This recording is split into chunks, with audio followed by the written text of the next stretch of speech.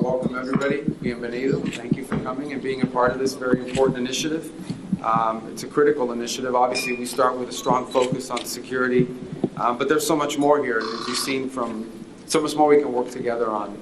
And as you've seen from the cabinet members that are here today, again, on behalf of the President, he is currently on his way to Dover Air Force Base to receive, sadly, the remains of the 6 Americans who lost their lives in the operation against Iranian terrorism. And so he apologizes for not being able to join us for this lunch, but he knew you would understand. But he's very excited about this initiative, and I'm personally very excited to be part of this with each of you today. It's a top priority for us.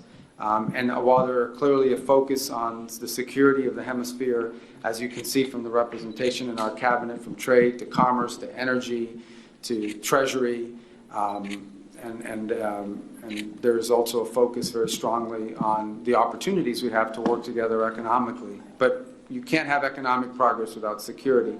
And as evidence of the President's strong commitment to this initiative, so that this is not just going to be something that we meet one time and have conversations and we meet once a year and put out a paper. We want it to be an issue of action. He has appointed Secretary Noem as the Special Envoy dedicated to this relationship. And you will see a lot of her. She'll be very involved with each of you at a personal level and on a daily and weekly and monthly level to ensure that what we talk about here today and the work we do together continues on and we can build upon that. So I want to turn it over to our envoy who will be doing this, and she'll be running our program. And again, thank you really, truly for joining us in this, what I think is a very historic gathering of allies and friends, as I said in my comments earlier today. Secretary.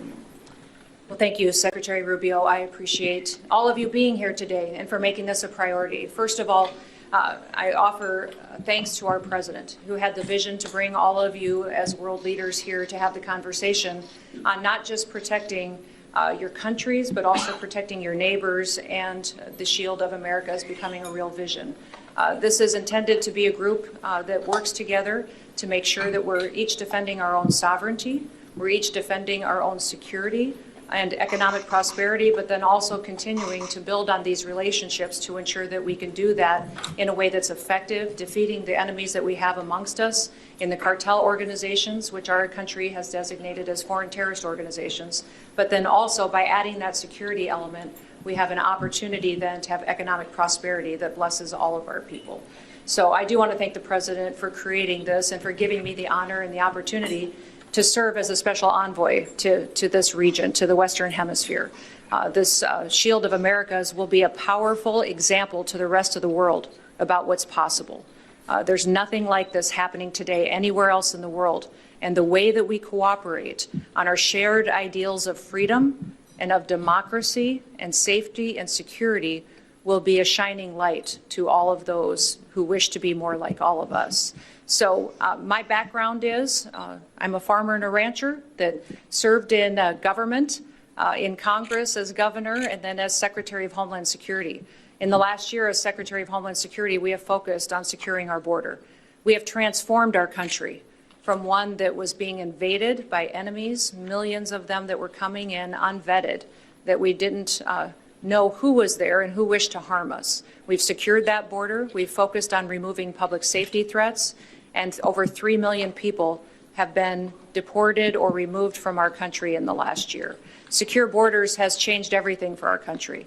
It's allowed us an opportunity to focus on business and investment, relationships with other countries, and has ended the crisis that our country was going through in the years previous to President Trump's leadership.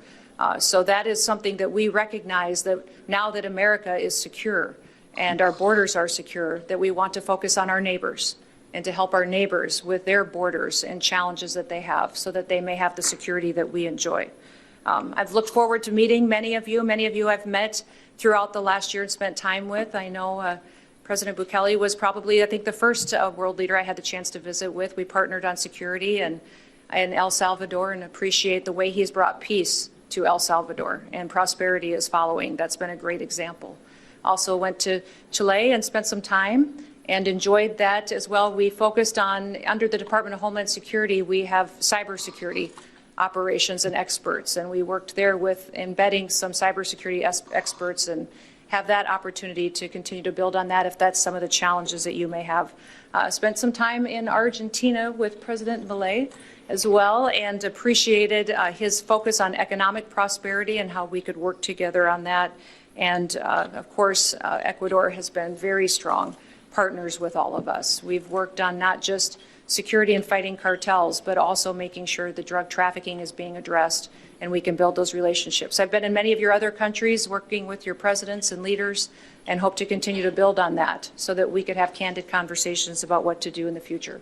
Our objectives are going to be to destroy the cartels, to go after these narco-terrorists that are destroying our people, killing our children and our grandchildren.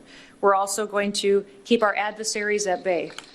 Those adversaries that wish to change our way of life and our values that are outside of our hemisphere, we want to ensure that we're continuing to keep them out of our hemisphere and focus on building alliances amongst ourselves and our strengths.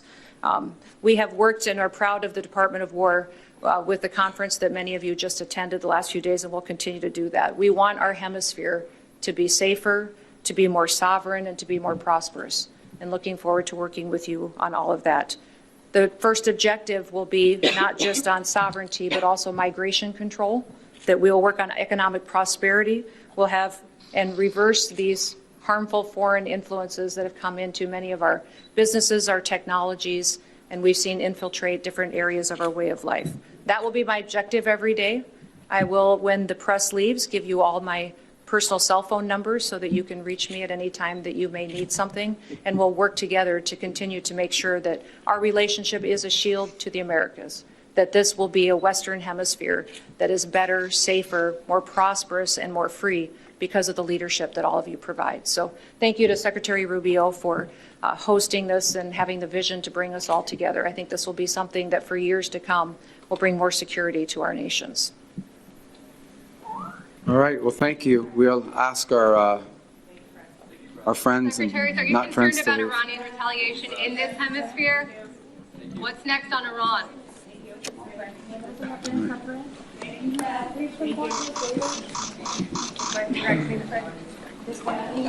No, thank